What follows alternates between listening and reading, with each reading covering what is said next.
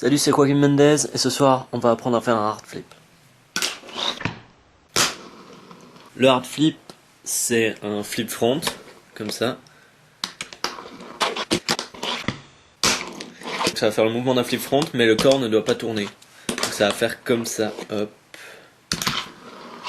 C'est un trick assez compliqué, souvent les gens ont tendance à lancer comme ça, mais la board part en chevite. Donc bizarrement, mais ça c'est un truc du fingerboard. Donc moi en fait, à la base, ce que je suggère, c'est d'essayer de lancer le flip front. Donc bien sûr, il faut savoir faire le flip front. Et de remettre sa main normale, quoi. Juste pour comprendre le mouvement, quoi. Hop, flip front, je remets ma main normale. Et en fait, je pense qu'à force, vous allez réussir à comprendre le mouvement du hard flip et à le lancer correctement. Sans avoir à faire un quelconque truc comme ça, hop, hop, à revenir.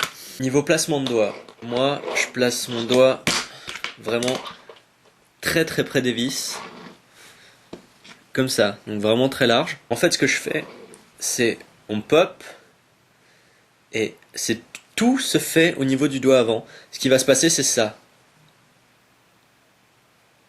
Donc en gros, tac. Pour moi, c'est la position qui donne à peu près tout, quoi. C'est-à-dire que ça me facilite vraiment la tâche de poser mes doigts comme ça. C'est-à-dire que vous allez popper et le doigt va faire partir la board comme ça. Et hop, comme ça.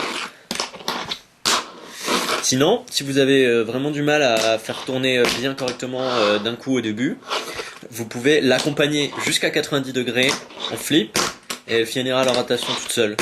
Bon, en gros, c'est ça. C'est une méthode pour y arriver plus facilement, quoi.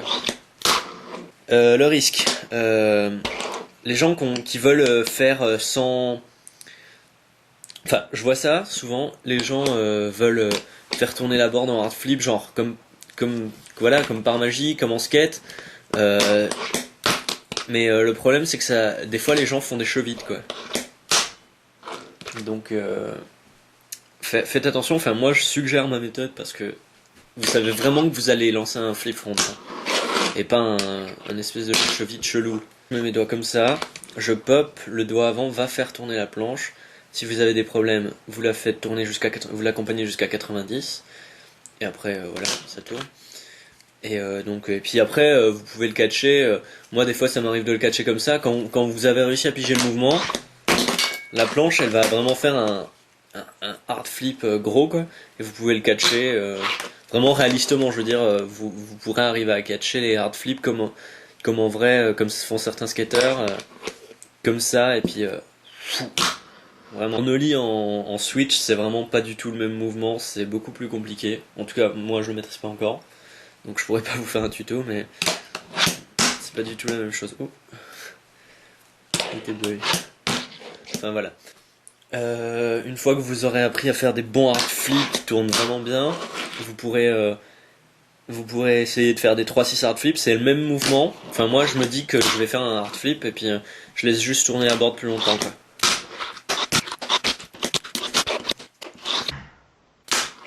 Enfin voilà, frontside big spin flip aussi parce qu'on a l'habitude de le faire comme ça, mais vous pouvez tester comme ça du coup. Je sais pas si c'était dans le cadre.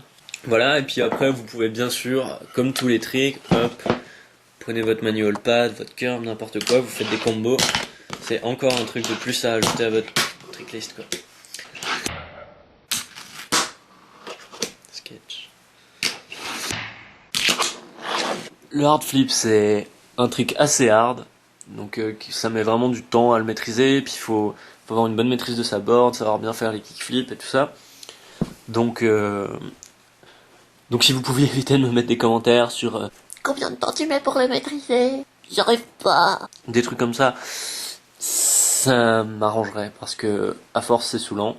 Le seul moyen de maîtriser un trick c'est de s'entraîner. Je vous ai donné absolument tout ce que je savais pour le réussir. Donc à partir de là, c'est à vous de jouer, quoi.